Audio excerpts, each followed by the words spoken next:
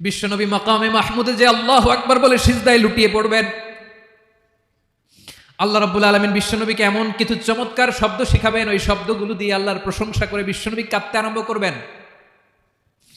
বিশ্বনবী এমন ভাবে অজর দ্বারায় সিজদায় লুটিয়ে পড়ে কাঁদবেন, রব্বুল আলামিনের রহমতের দরিয়ায় জোশ লেগে যাবে।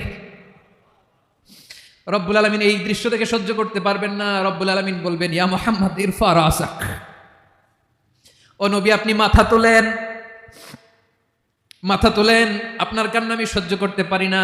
নবী আপনি মাথা তোলেন, সাল তুতা, আজকে আপনি যা চাবেন তাই দেব। নবী আপনি সিজদা থেকে মাথা তুলেন, সাল তুতা, যা চাবেন তাই দেব। ওয়াশফা তুশাফা, যার জন্য সুপারিশ করবেন তার সুপারিশ কবুল করে নেব। বিশ্বনবী এবার মাথা তুলবেন। যে বিভীষিকাময় সময়ে প্রত্যেক নবী বলেছেন আমি পারবো না, প্রত্যেক নবী বলেছেন নফসি নফসি, আমার কি হবে আমি জানি না, আল্লাহ আমারে বাঁচাও।